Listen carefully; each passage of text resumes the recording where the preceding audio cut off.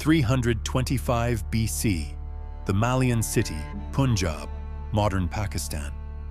The wall was 15 feet high and made of sun-dried brick, radiating a suffocating baking heat under the mid-morning Indian summer sun. The air hung thick and heavy with oppressive humidity, carrying the sharp, visual haze of drifting battlefield dust and the charcoal remains of charred wood. From below, the deafening roar of shouting men and the harsh clang of iron against stone echoed up the ramparts. He was crouched at the top of the wall with his shield raised, arrows coming in from the towers on either side. The stone beneath his left hand, where it gripped the edge, was hot, not warm, but hot. The deep stored heat of a wall that had been in full sun since morning. The scrape of iron on stone was loud enough to hear under the shouting below him, on both sides of the wall.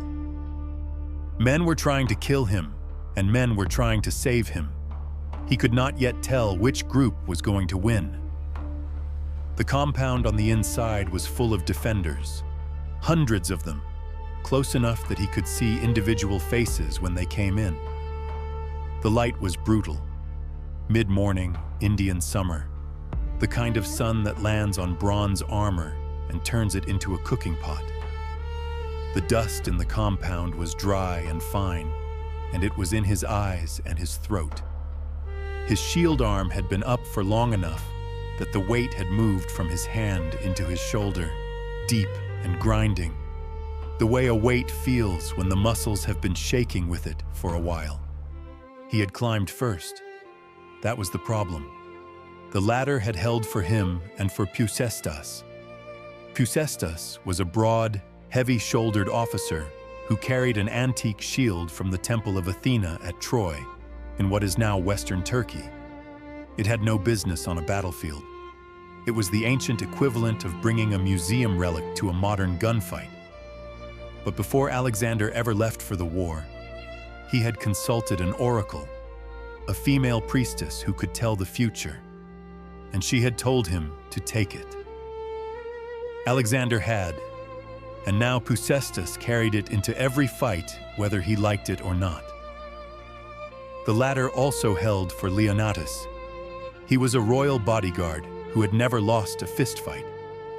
He had made a long study of ensuring that remained true. Abrès had come up a second ladder alongside them. He drew double pay and had earned it. The ladders had broken under the weight of everyone else trying to follow. The men below had pressed too hard, too fast. All of them were trying to reach their king at once, and the wood splintered under them. He heard it go. A sharp crack, then the deeper sound of timber and bodies hitting the ground together.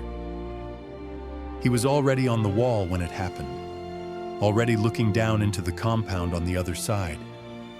The defenders below were already looking up at him. He jumped.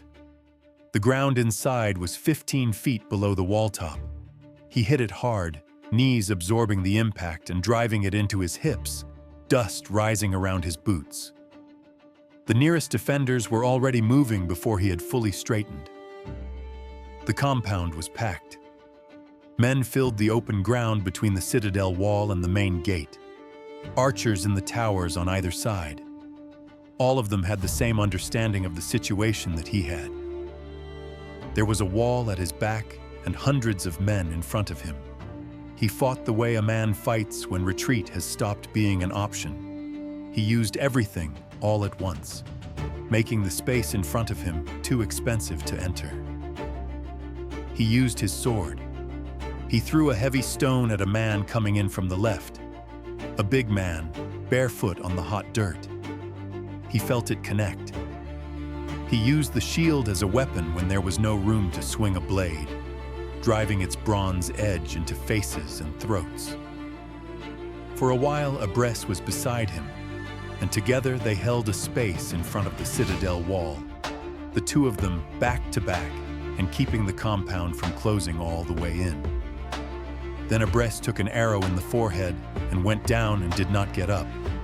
He kept fighting. He killed another man, then a second. He was still moving when the arrow hit him. He felt it as pressure first, a punch below the bottom edge of his breastplate deep into the chest cavity. The kind of impact that goes past the skin and keeps going. Then came the pain, which was different from the pain of a cut or a blow. This came from somewhere inside rather than from the surface, from a place you couldn't put your hand over and hold. He looked down. The shaft was there, jutting from below his armor's lower edge. He understood immediately what it meant. He had been on enough battlefields to know what a chest wound looked like from the inside. He could feel the air coming out of the wound with his blood, a wet, bubbling sound he could hear in the half-seconds between the loudest noise around him. That sound meant the arrow had gone deep enough to reach the lung. He kept swinging. Then his legs told him they were finished. Pusesta's Trojan shield went up, held at an angle with both hands. Pusestas planted himself between Alexander and the oncoming men and did not move. A gaping wound on his arm was seeping steadily down his forearm in a dark, even line. The shield was wide enough to cover a man lying flat, which was why an oracle's instruction about a Trojan temple relic had turned out to be useful military advice. Leonidas came in on the other side, bleeding from somewhere above the collarbone. His face had gone quiet in the way it did when the odds no longer mattered to him. They were covering a man who could no longer stand. He went down. His knees hit the packed earth, then his hands, then his shoulder.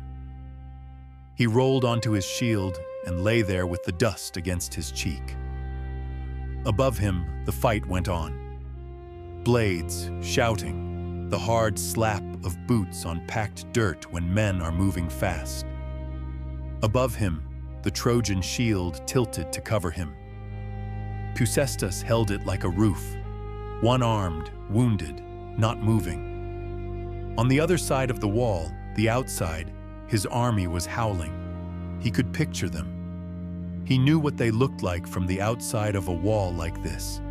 Faces turned upward, hands on the brick, the specific stillness of men who have realized their king is on the wrong side of a closed gate and are deciding what to do about it. He had seen that stillness break before. He could hear them through the brick, Macedonian soldiers who had seen the ladder break and understood what that meant. They were driving iron pegs into the earthen wall with their fists and climbing up the pegs hand over hand. They were climbing on each other's shoulders. Men who had reached the top were tearing at the bar, securing the gate. He knew what they would do when they came over. He had seen it before, in other cities, in other years, when the army was pushed past the point where orders could reach them. There would be nothing left standing inside these walls. He could not speak. He could feel the blood leaving him with every breath, slow and warm and steady. He lay in the dust of an Indian fortress, 11 years of marching from home. The only thought that had any clarity was that his men still had to reach the ocean, and he had promised them they would. Every breath rattled when it came out. The man on the ground is Alexander. In a few minutes, his soldiers will come over that wall. He will survive.